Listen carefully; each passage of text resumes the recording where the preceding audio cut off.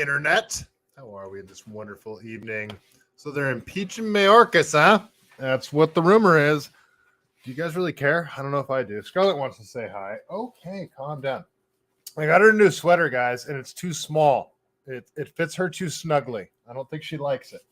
So we're going to have to return the sweater, even though I don't want to be the guy that dresses his dog up and stuff, but it's a pretty cute sweater, guys. And yeah, I'm probably going to be the dude that puts his dog in sweaters and takes her on walks. I apologize, but she gets cold, you guys. She gets cold, and all the sweaters that they make for dogs just happen to look adorable on her, so I can't help it. So, all right, how's everybody doing? Let's check in with the chat, see what we got going on. Hope everybody's having a fantastic evening.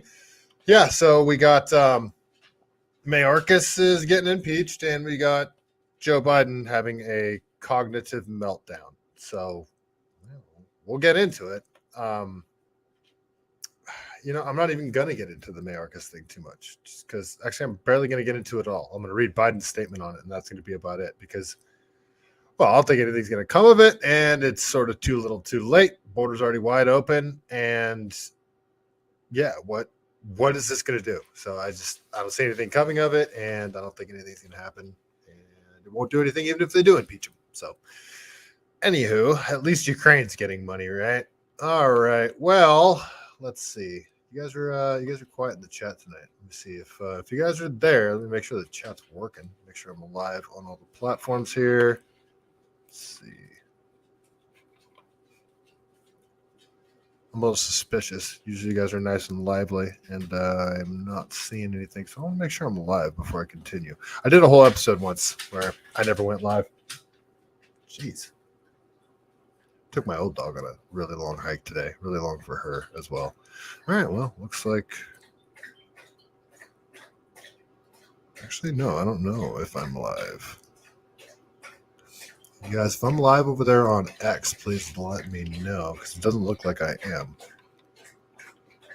Not on my end, at least. I apologize if you hear my dog drinking water. She waits until the episode starts before she goes and guzzles a gallon of water.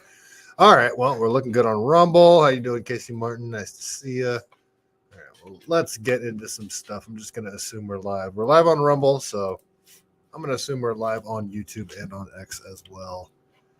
If we're not live on YouTube, I don't really care anymore. My channel's going to get nuked soon on that platform. You guys, just letting you know. All right, let's go over to Tara Bull. So before we even get into the Mayorkas stuff, let's talk about Joe Biden's cognitive decline, because this is, it's... Everyone knows that we knew how bad it was when he became president. That was 3 years ago now, you guys. That's how, 3 full years. And he is a just straight up disaster now. He can't get a sentence out of his mouth. He doesn't know where he is. Obviously, the doctors came out and said that he's not fit to, he can't be held liable, or he can't go through a trial because he's not cognitively sound, but he's still running the country. All right, let's listen to his spin doctor talk about it and see what she has to say. I can't stand this chick. She's so bad at her job. All right, let's listen to the Crane spin the Joe Biden sundowning. Does the White House think that the idea of the president taking a cognitive test, Oh, yeah, I forgot to mention that. He declined to take his cognitive test for his physical. So that too. So he's declining to do that. I guess Jon Stewart ripped him apart last night as well. as a part of this physical is a legitimate idea, particularly just on the heels of the special counsel report, more polling, as my colleague Selena just mentioned, showing that many American people have concerns about that. Look, I got this question last week as well, and I'm just going to say what Dr. O'Connor, it's kind of what he said to me about a year ago when the report came out last year, obviously on his physical, which is the president proves every day how he operates, how he thinks, right? Right. That's everyone's concern, that we see every day how rapidly he's deteriorating. What are you saying here? But by dealing with world leaders, by making really difficult decisions on behalf of the American people. Didn't evidence just come out that I didn't even pull this up, but I saw something earlier. I have it saved in a folder. I'll look into it afterwards, and you guys look into it as I briefly talk about it. But I believe information just came out that Putin was seeking a ceasefire with Ukraine, and the Biden White House just basically blew him off. So fact check me on that, but I saw something about that earlier. Is that the type of world leader working with other world leaders that she's talking about? Because it's a joke at this point. Everyone knows, everybody, no matter what your political affiliation, even if you're barely paying attention at all, you know that Joe Biden is not of sound mind. He's the president.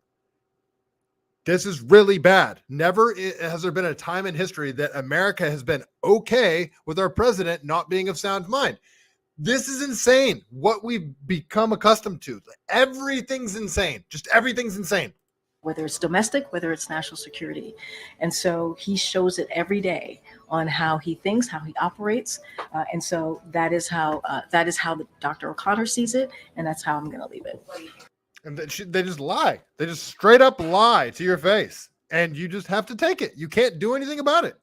About the idea of taking that kind of a test. I believe, for me, you're asking me my personal opinion, he is sharp.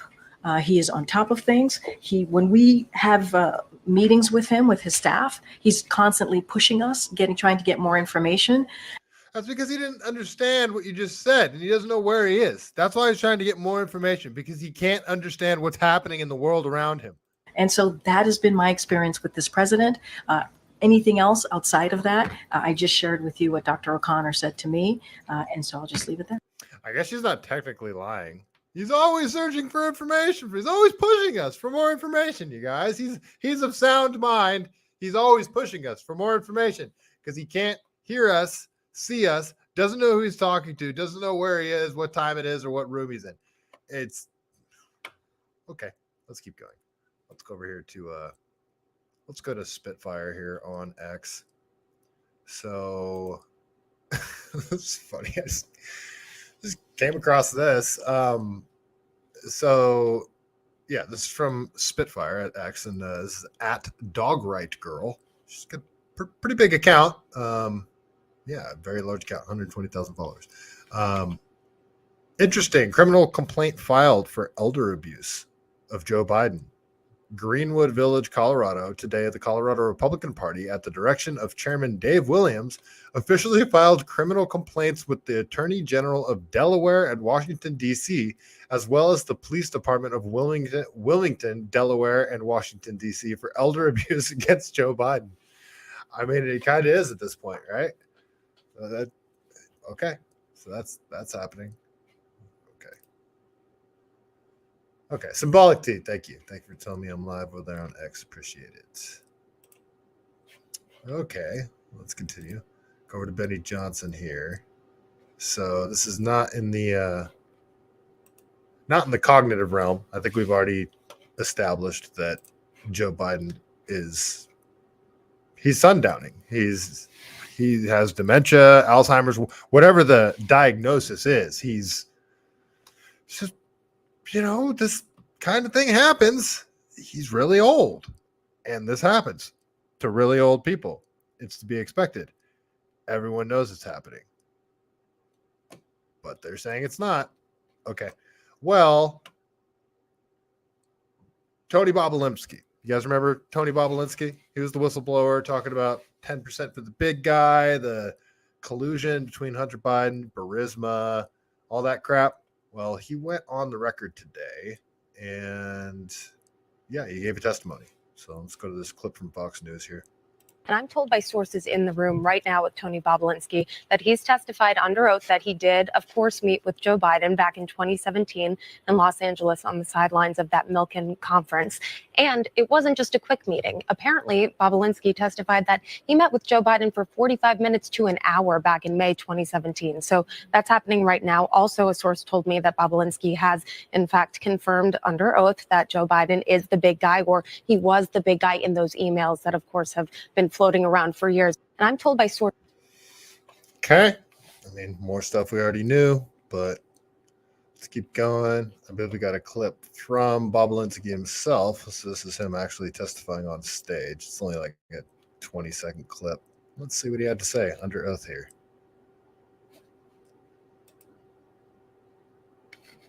All right. I'm making the statement to set the record straight about the involvement of the Biden family, Vice President Biden, his brother Jim Biden, and his son Hunter Biden in dealings with the Chinese. I've heard Joe Biden say that he's never discussed business with Hunter. That is false. I'm making the statement. Okay. Jacket's fitting a little snugly there. All right, let's get out of this one. So yeah, just Bobulinski's now testifying under oath. So basically, all the stuff that was on the Hunter Biden laptop, not just Hunter Biden doing blow with a bunch of hookers, but the actual evidence of collusion between like a pay-to-play scheme, the stuff they accused Trump of doing, that all that stuff that they called Russia collusion, misinformation, all that stuff. Yeah, it's like everything else, slowly turning out to be true. You know, this is the number one.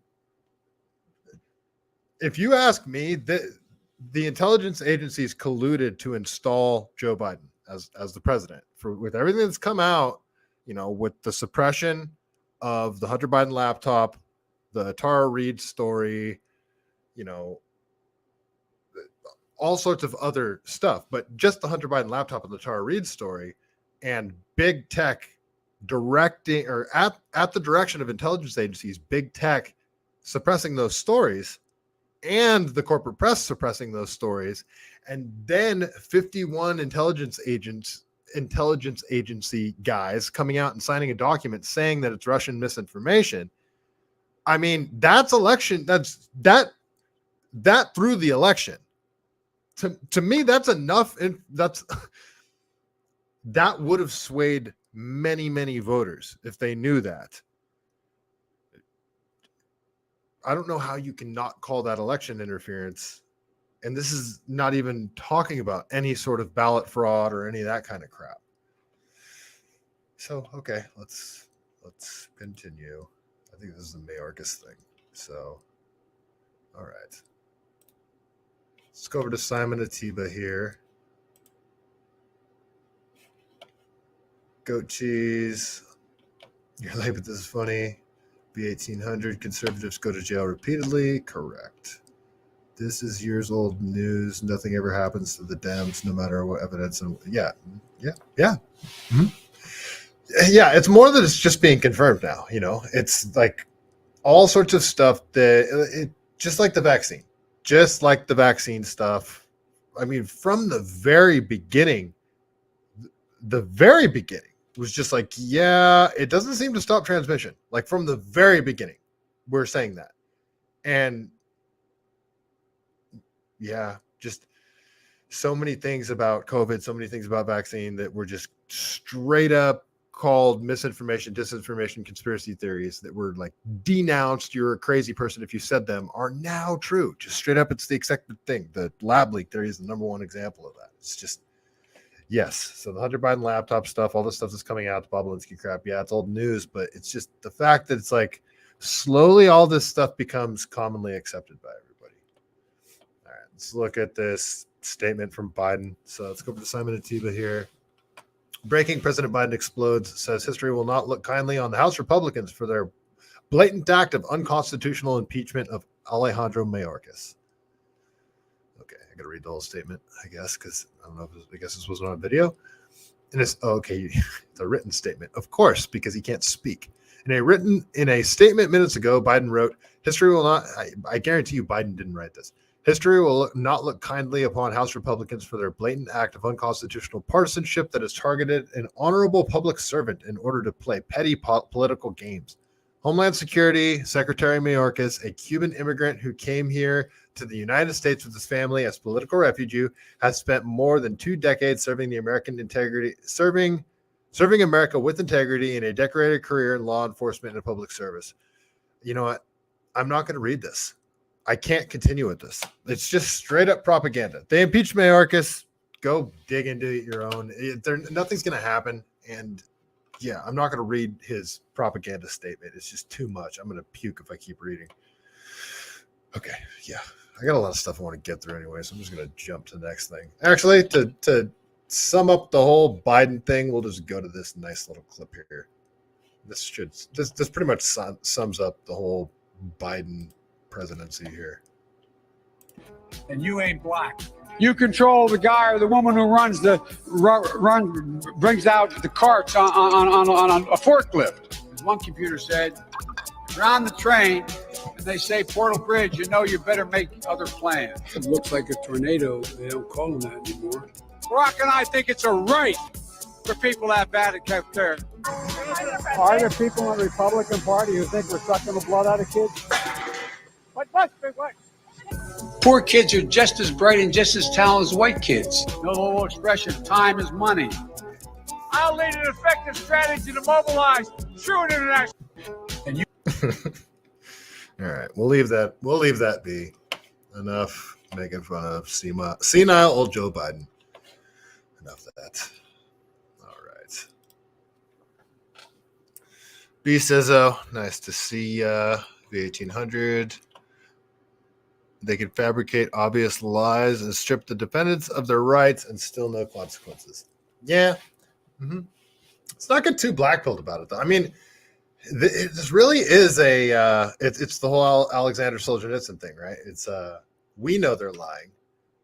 They know they're lying. They know we know they're lying. We know they know we know we're lying, yet they continue to lie.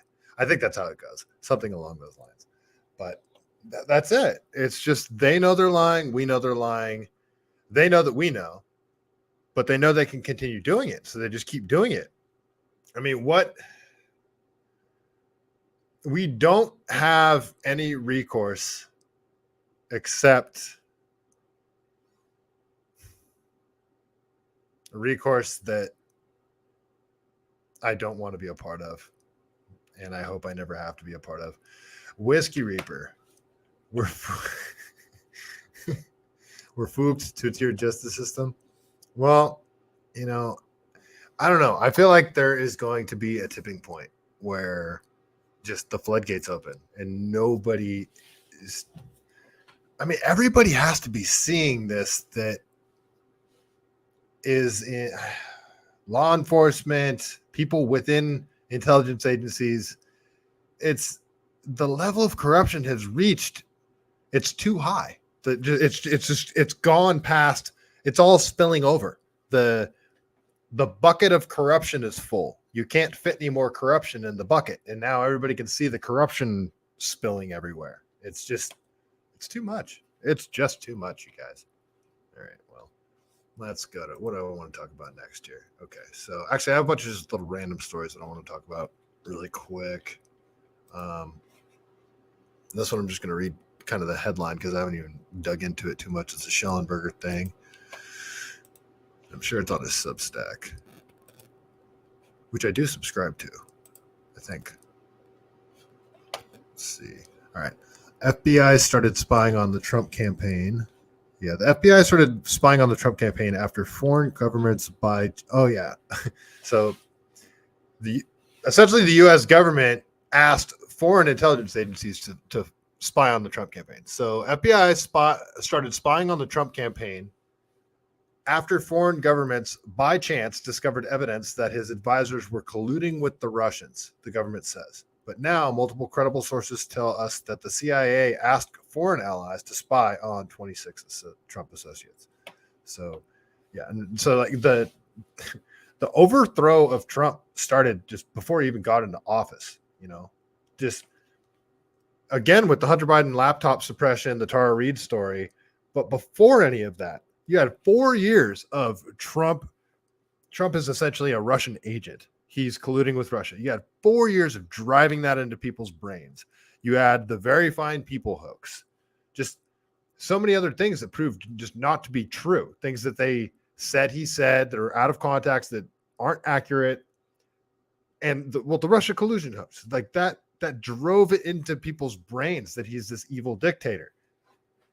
It was all lies. Just all lies. It's election interference. All of it. All right, we'll keep going here. So, okay. So this is kind of interesting. This is more of like it's a bit of a Super Bowl story. It's more like a pop culture type thing, but I'm going to talk about it anyway because it's a Kanye story. So Kanye, Super Bowl, I guess Kanye got seats right in front of Taylor Swift at the Super Bowl. And his plan was to, use that to be in the spotlight. And, well, it turned into a thing. So watch this quick video here.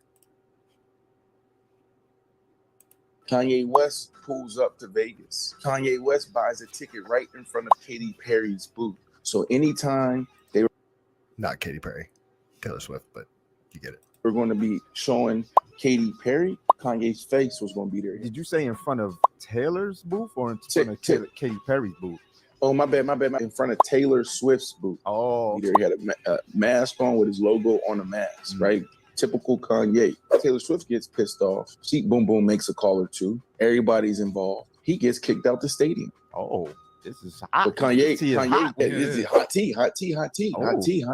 Got Okay. kicked out the stadium. He was trying to leverage her celebrity to Because he knows Right. they're not going to cut to him, so he's like, I'm going to strategically position myself. So every time they cut over here to her, So now you got to go back to the beef, him cutting her Right, off. It's like, Beyonce should have won it. And then years after, and just that whole relationship. But that's what he tried to do, man. He tried to sit in front of Taylor Swift, Kanye West. So that happened. I mean, that's kind of funny. It's totally something Kanye would do, but I'm interested to hear. Like, I want to see the video of the scene. They kicked him out of the Super Bowl. How can you do that? I mean, I would imagine he paid a pretty penny for those seats. You could just kick him out. I wonder how that worked. They gave him his money back. Anyway, I'd like to see the footage of that one. Let's see. B says, maybe the whole point of the Russia conclusion false flag was so that if Trump tries to make peace with Russia, they can be like, see, we were right. Well, that was the thing too, is it handcuffed Trump's entire presidency where he couldn't. He would have looked like he was colluding with Russia if he would have done anything with Putin. It's so frustrating. They really handcuffed his entire presidency with all of this.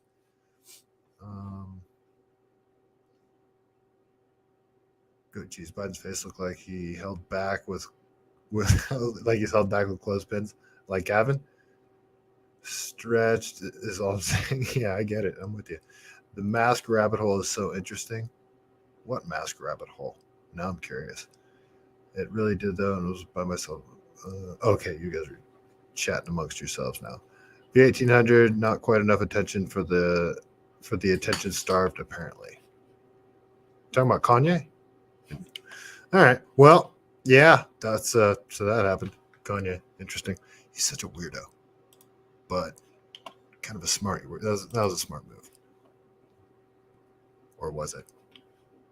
Okay. You know what? I'm not even going to talk about that story. I had a story about pigs that I don't even want to talk about. I'm going to jump right over to Seattle. Was it Seattle or Portland? There's so this is from Jonathan Cho this is Seattle, Washington. He says, happening tonight, Redmond Mayor Angela Brittany is rolling out the red carpet for Plymouth Housing, one of the most controversial homeless housing providers in the region. The nonprofit's low barrier and permanent supportive housing model is known to attract more open-air drug use and 911 calls to the neighborhood. But Brittany and Redmond City Council will hold a special meeting to vote on a land transfer if passed. The move would essentially give away a multi-million-dollar city property for free. No public input or bidding process. How come? I'm still waiting for the city leadership to answer my questions. Sources say that after I started making inquiries, word spread into the community, and now hundreds of emails are opposing the project. Were flooding the city. Angry Redmond residents say that they were caught off guard, and they are planning to pack the council chambers. Last month, the Kenmore City Council rejected a similar Plymouth housing proposal, deeming it too risky for downtown. So yeah, they have this booming downtown area. What is this? Redmond. And they want to build like a permanent homeless housing facility right in the middle of it. Here, just watch this quick video. Redmond is booming, especially along this stretch of Cleveland Street. It's prime real estate surrounded by dozens of mom and pop shops, brand new condominiums, and a light rail extension project expected to bring even more foot traffic to the area.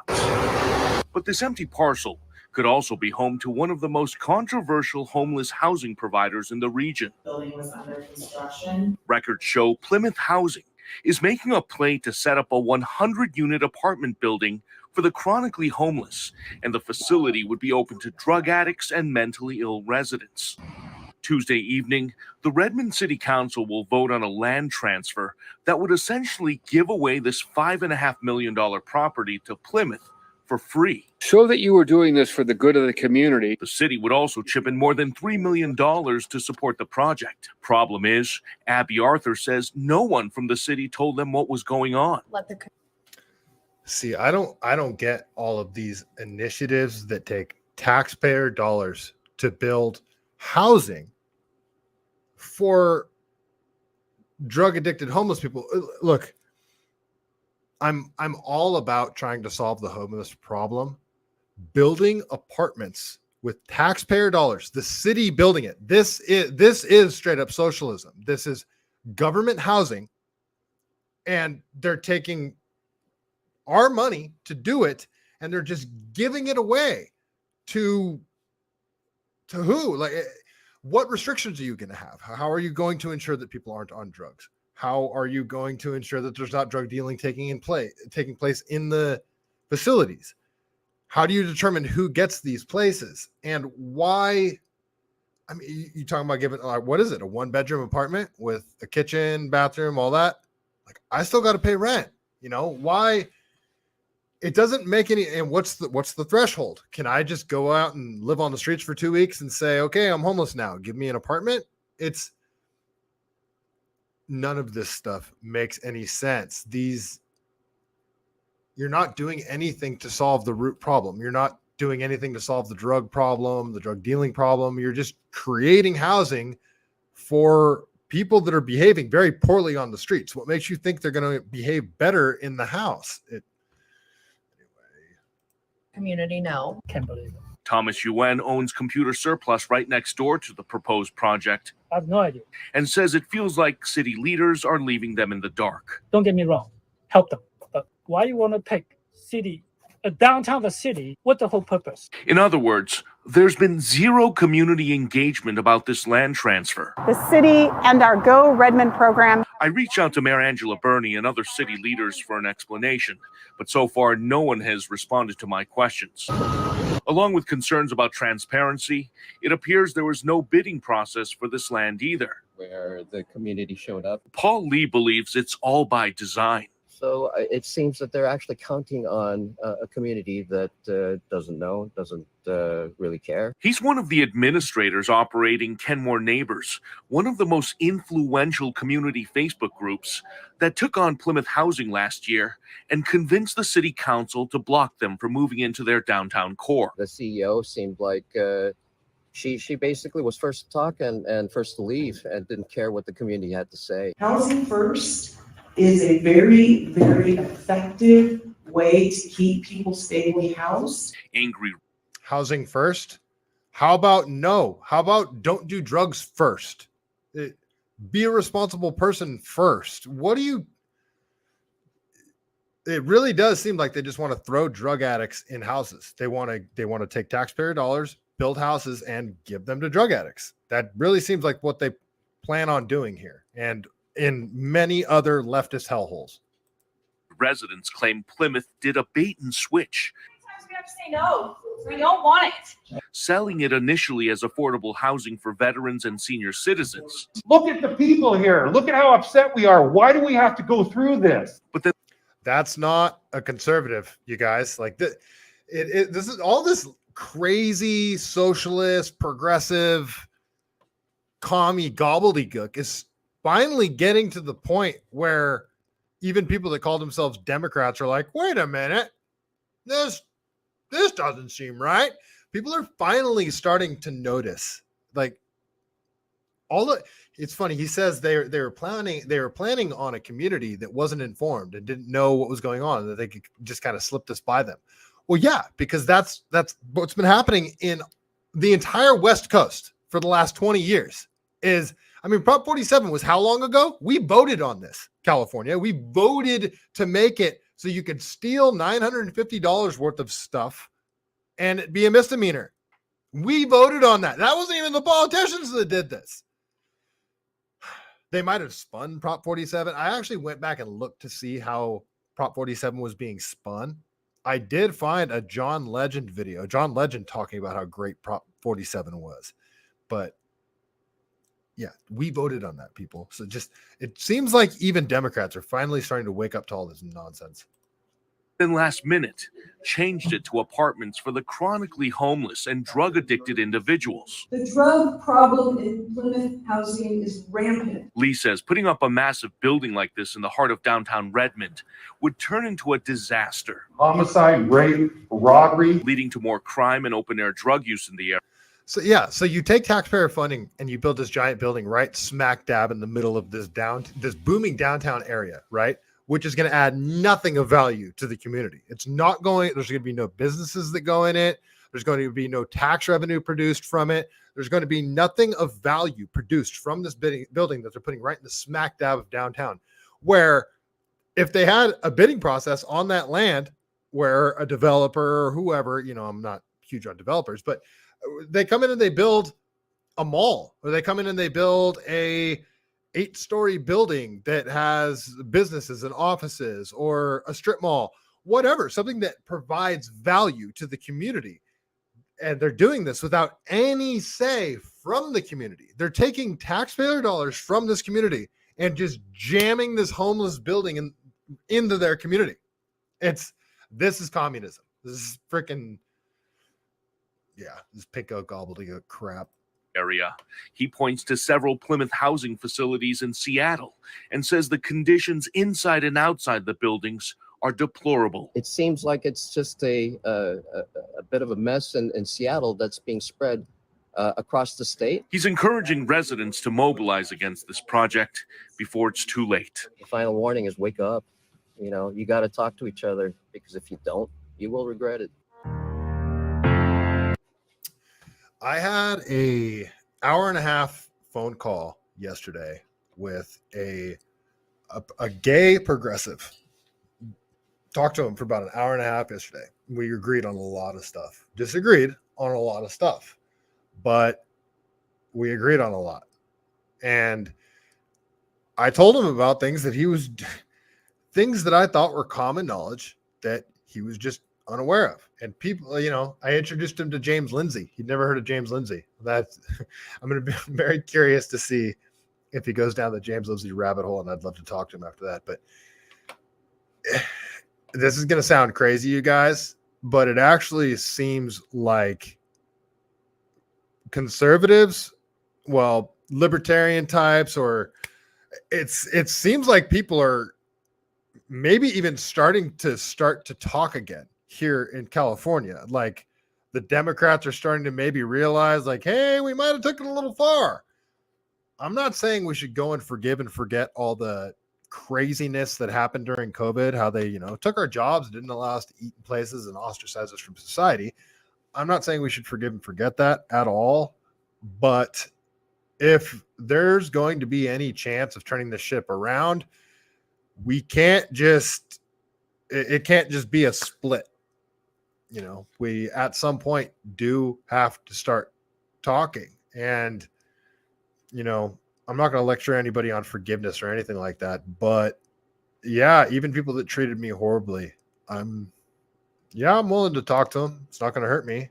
And if people are willing to say, holy crap, I might have been wrong about things, and there might be information that I'm unaware of, I'm willing to talk to them.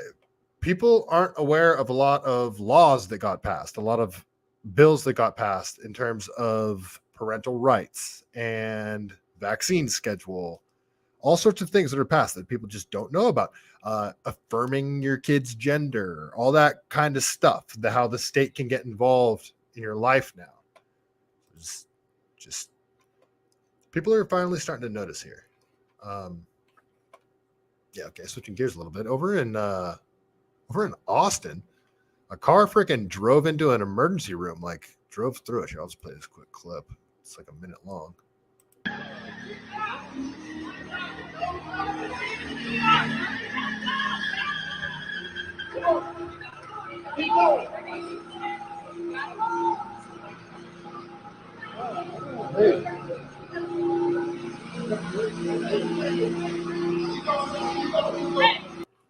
Yeah, so that happened. I wonder what happened because you could see the accelerator stuck and the wheels are just spinning. I'm wondering if the person passed out, accelerator got stuck. I'm wondering what happened, but I don't have any other news on this. This happened right before the show started. So if you guys got any news on it, let me know. Let's see here. Casey Martin Prop 1 will be a disaster. I was reading about that last night, but I can't even remember what it is. There's so much stuff that comes across my plate now that I forget stuff.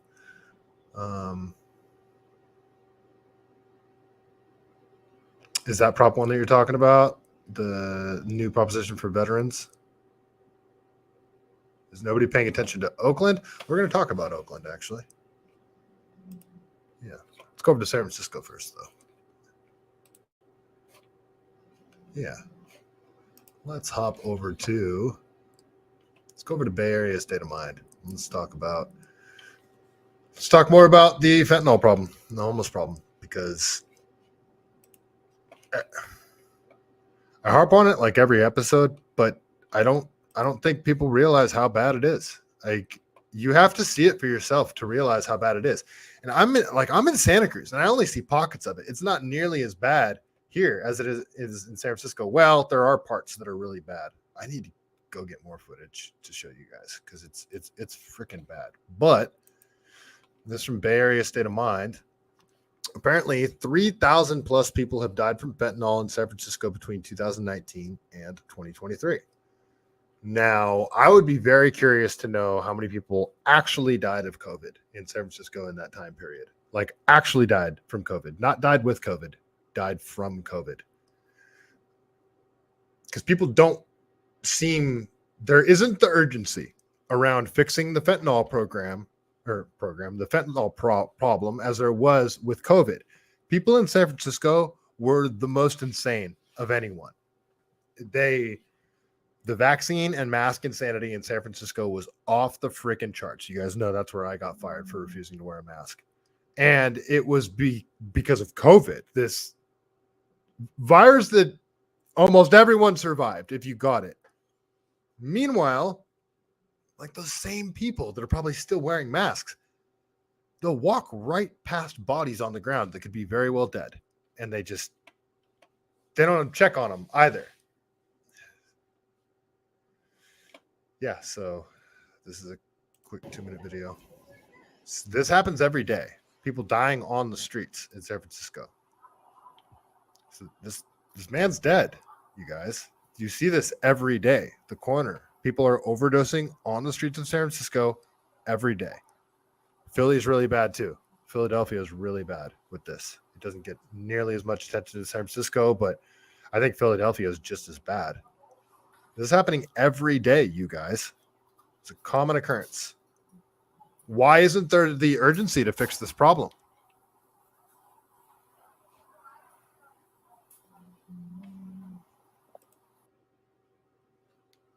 Why? So it's not just that people are dying every day. We're allowing people to rot away and suffer. This is suffering. This is human suffering that we're witnessing here. It's because it's not just fentanyl. What are you doing there, bud? So they cut fentanyl with this crap called trank, which is a horse tranquilizer. And because horses have so much muscle mass, the human body can't handle the trank. And it literally creates festering wounds on people. And this guy is trying to like disinfect his wound with a lighter. Look at this. What are you doing there, bud? You'll see this all the time. I see this in Santa Cruz. If you notice this right here, just look at the homeless people. They all have these wounds, not because of like, I mean, yeah, poor hygiene doesn't make it any better, but this isn't like, this didn't happen in the past. You didn't just get wounds like this from being homeless. This is from the drugs that they're doing. And these drugs are openly allowed to be sold on the streets. And the San Jose Police Union, the head of the San Jose Police Union that was busted as a fentanyl kingpin, and the wide open borders and the sanctuary state policies and the Honduran drug dealers that are allowed to deal when they're caught, they're released and allowed to do it again, not reported, not deported. You have to ask at a certain point, is this by design? And are the cartels in control of the San Francisco government? My dog is snoring so loud right now. I have to wake her up because she is incredibly loud. I apologize. Oh my God, you guys. Can you guys hear it? I don't know. All right, I'm sorry. Hold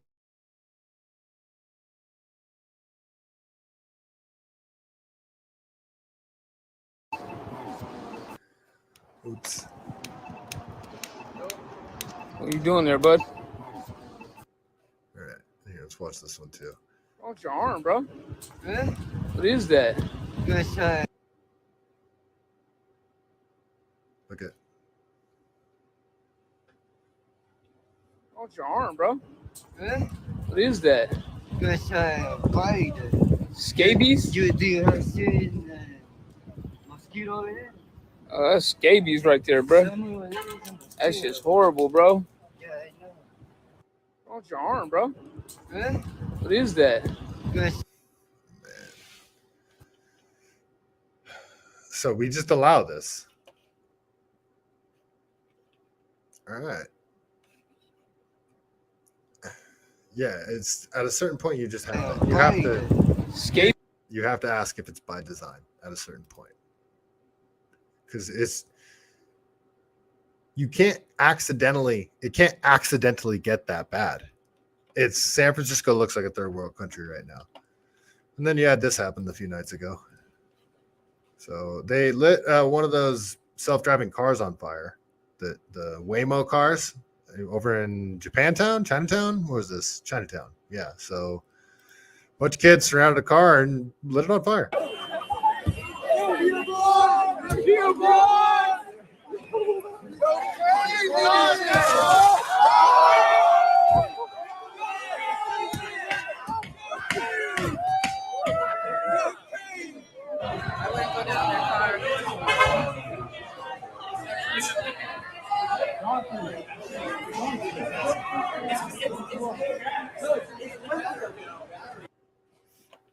Now San Francisco, it's not even Oakland, but San Francisco's become pretty much lawless. There's another angle of it. This is from Darren's stall cup. So this is like the aftermath of it.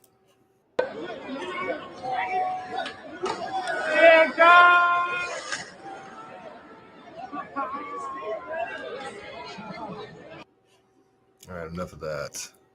So there's two more things. There's a story I want to talk to you about San Francisco that I came across. It's just, nothing surprised me anymore, but this story kind of blew my mind. But let's listen to Elon describe what it's like around the X headquarters in San Francisco, because you really do have to see this stuff in person to truly appreciate how bad it is. It's freaking insane in the Tenderloin. If you've walked around downtown San Francisco, right near the FK Twitter headquarters, it's a zombie apocalypse. I mean, it's rough. Have you been in that area? Not lately. No, Yeah. I've heard. It's crazy. I've heard it's crazy. I've heard you really can't believe it until you actually go there. You can't believe it until you go there. So now you have to say, well, what philosophy led to that outcome? And that philosophy was being piped to Earth. Do you get what he's saying there? That philosophy is being piped to Earth. I talked about this a lot of this. Well, I wrote about this a couple nights ago. Is the California has control of information distribution, the big tech companies, and a lot of the corporate press, but that's just a failing industry now. But big tech, the ideology within big tech is being cascaded out to the universe.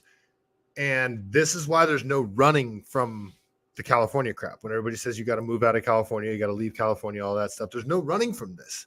This is an infection. This is a freaking mind virus. This crazy progressivism, cancel culture, stuff that you can't question anything or you will be canceled.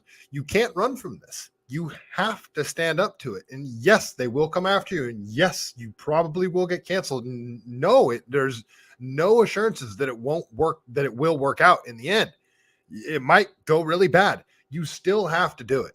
It's everyone. We are at this point in history, in our history, where if this isn't stood up to, the United States will become a totalitarian state if it isn't already. Like, this is the direction that we're going. All of this progressivism, DEI agenda, all of this stuff is Marxism. It's cultural Marxism, all of it. I think people are starting to recognize this as well. Speaking of cultural Marxism, so this is an article here. I don't even need to share it, so I'll just read it. So this is from the San Francisco Standard. This is from the Washington Times. I didn't even know I didn't know San Francisco was doing this. But it's cultural Marxism is exactly what this is. So San Franciscans sue to stop cash handouts to Black, Hispanic, transgender residents. So I read this headline. I'm like, huh? San Franciscans sue to stop cash handouts to Black, Hispanic, transgender residents. Huh? What is this? So San Francisco's landmark initiative providing guaranteed cash to low-income Black and Hispanic transgender residents may be well-intentioned, but whether it's entirely legal is another question. Judicial Watch filed a lawsuit in San Francisco Superior Court challenging the guaranteed income for trans people. GIFT is what they called it. Guaranteed income for trans people. They called it GIFT, you guys. Oh, man. Oh, geez.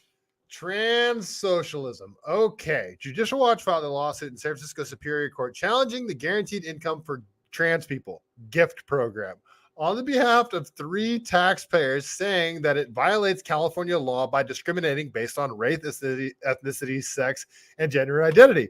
You think the city's going to give trans people money for just because they're trans? Oh, but you got to be Black or Latino. Sorry, Asians and white transes.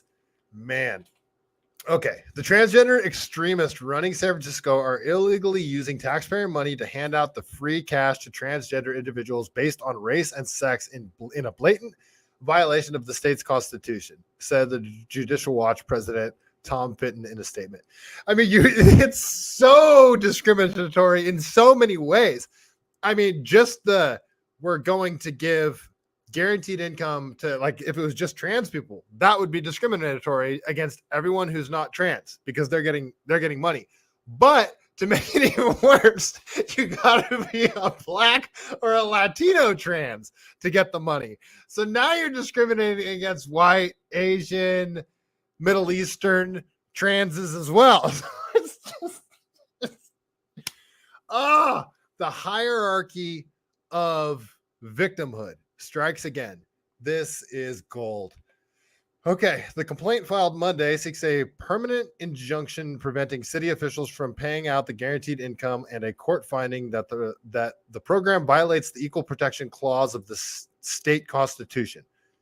The guaranteed income program, unveiled by Mayor London Breed in November of 2022, currently provides 55 low-income San Franciscans with payments of $1,200 per month for up to 18 months on reloadable debit cards, as long as they meet certain race and sex-based criteria.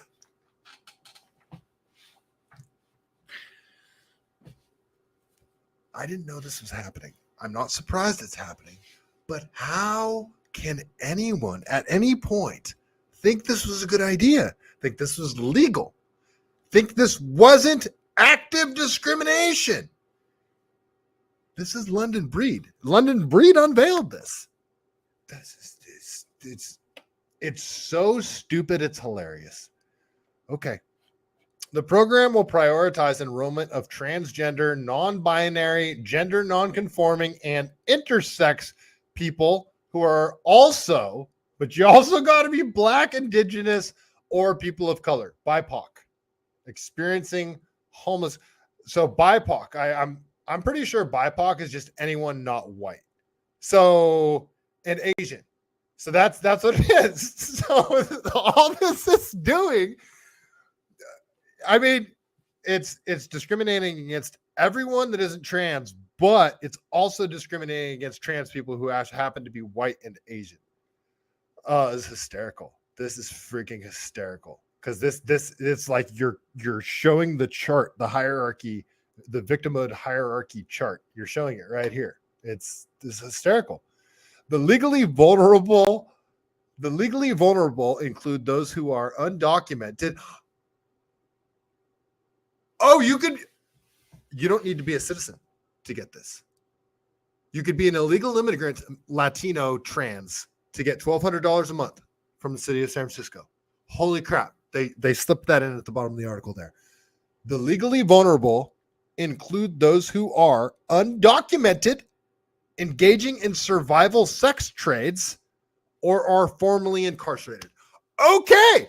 So illegal immigrants, hookers, and ex-cons. Is that another way of putting it? Holy crap! This keeps getting better.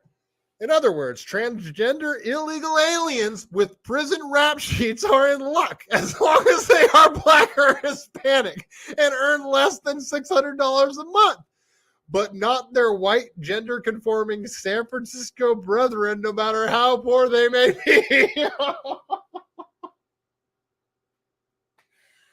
Oh, San Francisco. This city is the wokest of the woke. This is hysterical.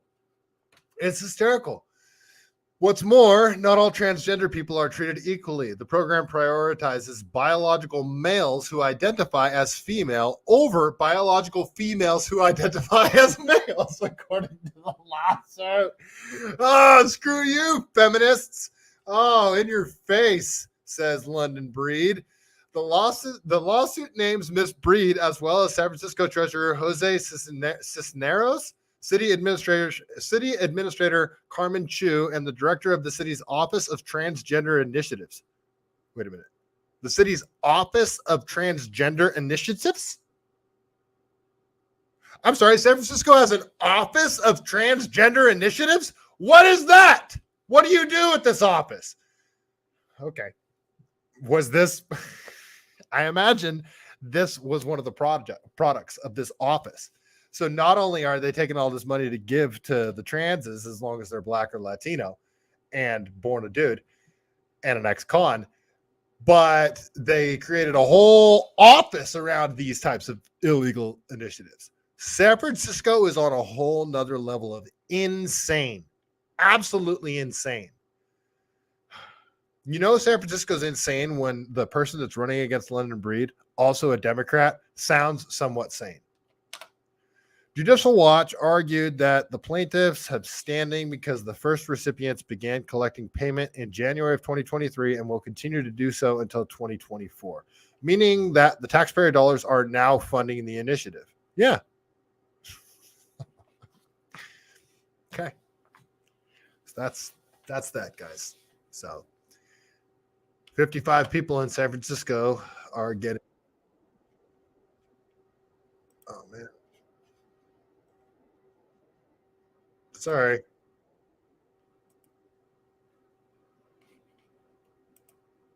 I don't know how that keeps happening. Here, I'm going to close that. Okay. All right. So, yeah, unreal. Unfreaking real. What the heck? Oh, man.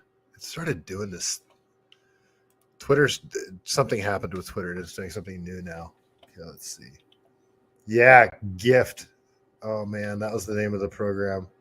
Guaranteed Income for the Transes Gift. That's what it was. So good. So freaking good. Okay. B says, oh, it's like they're trying to build a. Oh, yeah. Is there a brand you recommend for trail running shoes? Yes. All sorts. I actually wanted to do a whole episode on trail running shoes. Yes, it depends on what you're looking for in your trail running shoe. There's a lot of different brands.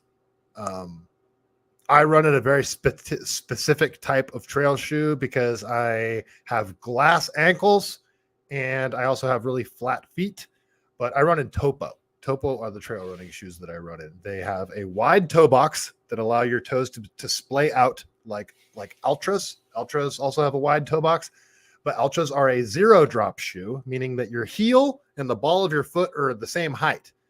A 3 mil or a 4 mil drop shoe means your heel is up 3 or 4 millimeters from the ball of your foot. Now, I don't like a 0 drop shoe because they trash my calves. For some reason, my calves get all jacked up from 0 drop shoes. So I want the wide toe box, but I also want like a 3 mil drop shoe. So I run in Topo. Topo are the brand that I run in. But I do really like Saucony. Saucony they make a great trail shoe. The Saucony Peregrine and the Saucony Exodus are a great shoe. A lot of people run in Hoka. The Hoka Trail Goat is a really good shoe as well. Wally World, what's up, man? Yeah, I came back last night. It was my first episode back. Sorry. Let's see. No, B says, oh yeah, you totally scrolled me. You can get me talking about trail running. I've been planning on doing a whole episode on trail running gear, even though I know this isn't like what I do here, but yeah, I've learned so much about trail running. I want to share it with you guys. And if any of you guys want to get into trail running, I highly encourage it, especially today. I actually wanted to put out a post about this. There's a lot of people are like super stressed out right now. A lot of people are super black pilled and yeah, just like feeling the stress and feeling the anxiety and stuff. And I can mainly only talk to dudes about this, but I'll say this for everybody, but there's even dudes out there that are like guys that stay in shape, guys that lift a lot, that are also finding themselves to be like stressed. It's just like all the crazy crap that's happening in the world, just the anxiety is sort of raising and, maybe even the gym's not cutting it. Cardio, you guys, cardio, heart rate.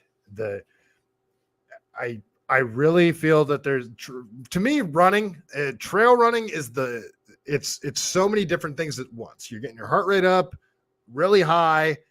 And I mean, that's getting your endorphins going, but it's better than regular running because your heart rate's it's going up and down too, because you're running hills, so your heart rate's changing. It's always elevated, but it's changing, but you're also out in nature, surrounded by nature. So you're getting your whole touch grass, fix it, so it does a lot.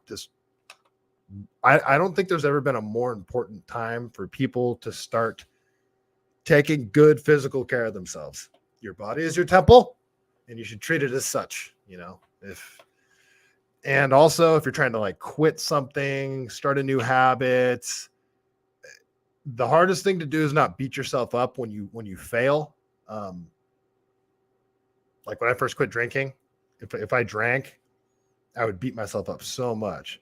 And I got to the point where it was like, okay, well, I went 4 days and then I drank. That's like, let me celebrate those 4 days that I went without drinking, and then I try to build on that. And then even if I didn't even make it a full day and I drank that night, but maybe I lasted an hour longer before I would have started drinking before. That's a little victory, And when I first started running, it was like, just show up to the trailhead. It was just get there. Just shut your brain off and just get there. Just put on your running gear, turn off your brain, put on your headphones, put on something to get you motivated, and turn off your brain and just get there. And the work will get done.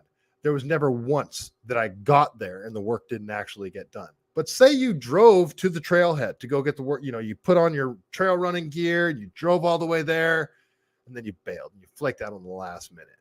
Well, that's still a win. You still got to the trailhead, you still put on the gear, you still started the process. Yeah, you failed that day, but you got farther than you would have than if you just would have immediately gone to the couch, turned on the TV, and started taking shots or smoking weed or whatever your thing is. If you're trying to start something new and trying to change something, quit something, start something new, celebrate the little victories and don't beat yourself up too much when you fail, because you're going to fail. You're going to. It's okay. Build on the little victories and don't beat yourself up too much. If you're, again, trying to quit something that you know is bad for you, trying to start something new that you know is good for you, all that kind of stuff. So, yeah, sorry to get all off on that type of stuff. But, yeah, I mean, I'm not trying to be like the inspirational coach guy or anything like that, but I've come a very long ways in the last 7 years. I'm not rich. I'm not highly successful. Like, not yet. I don't want to be like uber rich. I have no desire to ever be super rich. None. I would like a garage one day and be able to work on my cars. But point is, I've come a very long way mentally and physically. And and I'm happy. Like, you guys, I'm genuinely happy. The world is insane right now. I'm a happy dude. Like, I'm a genuinely happy dude. It's weird. It's weird how crazy the world is, how terrifying everything is. But because I'm working as hard as I could possibly work, I'm doing everything I can possibly do to be a good human and better myself every day. I'm just happy. I'm just a happy guy. I enjoy the things I do. I enjoy life so much. And yeah, so I don't mean to, I don't even know what I'm trying to say here. It's just, if my dumbass can get to a point where I'm happy and pleased with myself when I'm alone with my thoughts, you can too. That's the ultimate goal, is being happy with who you are when you're alone with your own thoughts. Like, that's it. So, Danger, happy. How you doing, man? I haven't seen you in a while.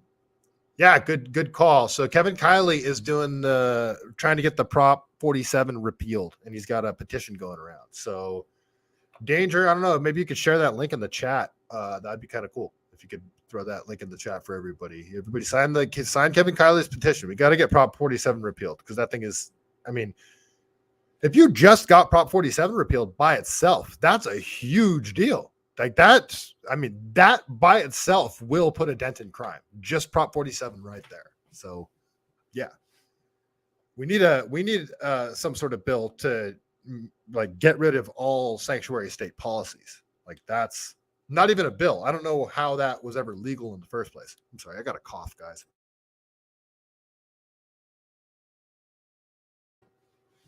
Okay, all right, sorry. All right, I wanted to talk about some Oakland stuff, but you know what? I'm not gonna have time to get into it. So,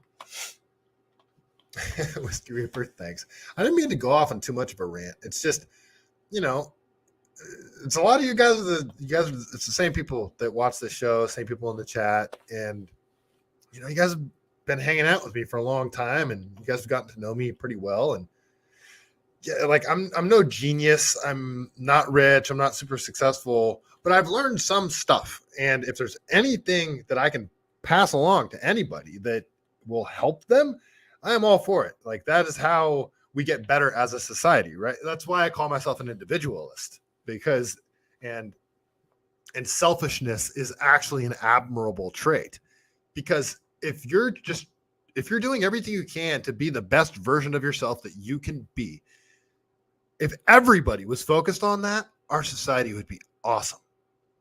It would be so freaking awesome. But everybody's so focused on trying to control other people's behaviors. So, yeah, it starts with the man in the mirror, folks. All right.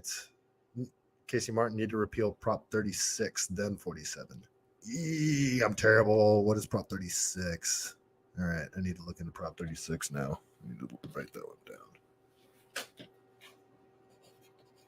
Sorry, if I don't write this down, I'll forget. All right. Sticky note right on the desk there. Okie dokie. I think that's all I got for tonight, folks. I was going to talk about Oakland, but we'll talk about Oakland a little bit tomorrow night. Hopefully, Eric will be joining. I don't know when Eric will be joining me again. Eric and I talked for we talked for like an hour and a half on the phone last night. So when you guys see Eric and I live streaming, we're just talking. That's what we do. Eric and I, we're kind of dorks. We just talk on the phone. We just talk on the phone about stuff. If we're not streaming, Eric and I like to talk to each other because we come from different points of view, and we're both genuinely trying to get to the bottom of things. We're genuinely trying to figure out where we stand on stuff, what happened. We're both looking at it from an honest perspective. So that's why I really like talking to Eric. He's also a very smart dude. So, all right, guys. Danger, Bisiza, Wally World. Nice to see you again, man. Symbolic T. Let's see what else we got here. Goat Cheese, Whiskey Reaper, Casey Martin, Northside. All you guys. V1800. Nice to see all you guys. I will be back here tomorrow night at 6:30, barring any sort of last-minute engagements. If someone ever hits me up that's like, you got a speaking engagement you need to go to tomorrow, I'm in an election, I got to go. So the podcast is going to be, I'm not saying put on the back burner, but the election is taking priority right now. Oh, I should also say, you guys, can you tap that like button? And if you want to support my campaign, go to oxford2024.com. You can support my campaign there. Campaign contributions are awesome, but the best way to support my campaign, if you're not in my district, is go through your phone, rack your brain, and who do I got that's in his district, and who can I call and tell about and remind them that they got a ballot sitting there. Primary is on March 5th. If I can get past the primary, you guys, I have a real shot at this. And if I get past the primaries, they are going to come at me hard. I hope you guys appreciate that what I'm doing is legitimately dangerous, and I'm risking a lot. So yeah, if you guys want to support, hit somebody up that's in my district and remind them that I'm on the ballot. So yeah, that is really it. Whiskey Reaper, it's going to be good until Salty Mountain Goat gets a lady. Yeah, no dating until the election. No, I'm not dating anybody until the election is over, until I'm out of the race or I have won. I'm not dating. I'm not going to.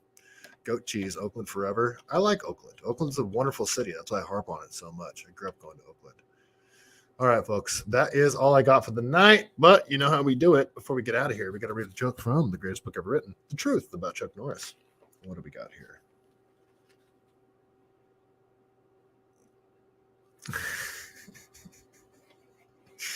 All right, this one's funny. I read the whole joke. Okay, folks, thank you so much for hanging out. I will be back here tomorrow night at 6:30. Here is the Chuck Norris joke of the evening. You guys ready? Here we go. Someone once bet Chuck Norris he couldn't shit on the ceiling. Michelangelo still owes him $10. And on that note, stay CaliBased.